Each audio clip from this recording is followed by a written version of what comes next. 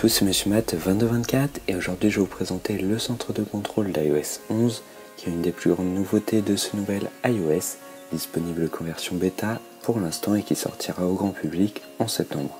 Donc comme vous pouvez le voir, le centre de contrôle a bien changé et propose de nouvelles fonctionnalités très pratiques. Il n'y a plus qu'une seule page qui regroupe tous les widgets que vous pouvez ajouter ou supprimer à votre centre de contrôle.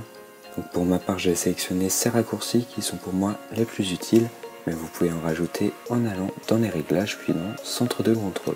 Donc vous pouvez en ajouter comme ceci et les ranger dans l'ordre que vous le souhaitez.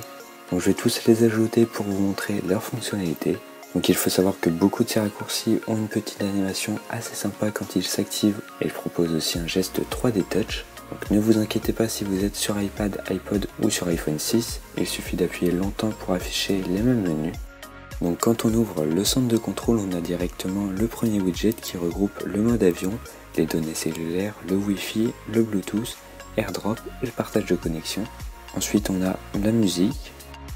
Après on a la rotation d'écran, le mode ne pas déranger, AirPlay qui propose de belles animations. Ensuite nous avons la luminosité et le son qui peuvent être réglés comme ceci ou alors avec plus de précision avec un geste 3D Touch. De même pour la lampe torche, vous pouvez régler l'intensité comme ceci. On peut maintenant activer et désactiver le mode économie d'énergie depuis le centre de contrôle. Ensuite on retrouve comme d'habitude la calculette et l'appareil photo. Ensuite nous avons le minuteur, le chronomètre et le réveil qu'on peut définir comme ceci. Et enfin on n'a que des nouvelles fonctionnalités comme par exemple Wallet qui propose d'afficher la dernière transaction.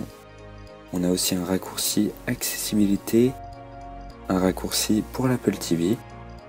On peut également ouvrir le dictaphone. Ensuite le petit cadenas c'est un accès guidé. On a aussi une loupe, le mode ne pas déranger en voiture qui fonctionne avec CarPlay.